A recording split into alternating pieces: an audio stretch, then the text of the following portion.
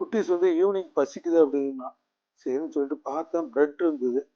சரி, ஃப்ரிட்ஜில் வந்து காளான் வந்து வாங்கினது ஒரு பாக்கெட் அப்படியே இருந்தது. சரி, காளான், பிரெட்டு, அது போக ஃப்ரிட்ஜில் வந்து பால், 2 முட்டையை எடுத்துக்கிட்டேன். அதாவது முட்டை, பிரெட்டு, காளான், பால், இதை வச்சு 2 காளானில் வந்து சின்ன சின்னதாக கட் பண்ணிவிட்டு அடுப்பத்தை வச்சு நல்லா தோசைக்கு சூடு ஏறினதுக்கப்புறம் கொஞ்சம் எண்ணெய் ஊற்றி இந்த சின்ன சின்னதாக பொடியாக கட் பண்ண காளானை வந்து நல்லா வதக்கி கொஞ்சம் உப்பு ஆட் பண்ணி நல்லா வேக வச்சு தனியாக வந்து ஒரு பிளேட்டில் வந்து தனியாக எடுத்துக்கிட்டேன்.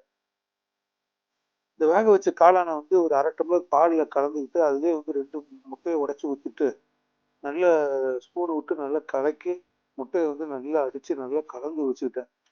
திருப்பி அடுப்பு பற்ற வச்சு தோசை சட்டி வச்சு தோசை சட்டி சூடு ஏறினதுக்கப்புறம் இந்த அடித்து வச்ச முட்டை கலவையை ஊற்றிட்டு பிரெட் பீஸில் வந்து 2 பிரெட் பீஸ் மட்டும் எடுத்துட்டேன்.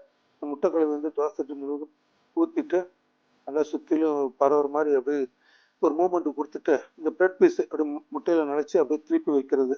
நாலாப்புறமும் வந்து எண்ணெயை அப்ளை பண்ணிவிட்டு திருப்பி வந்து 2 பக்கம் வந்து அப்படியே மடித்து வச்சுட்டு திருப்பி அகைன் 2ஆக மடிச்சிடுறது.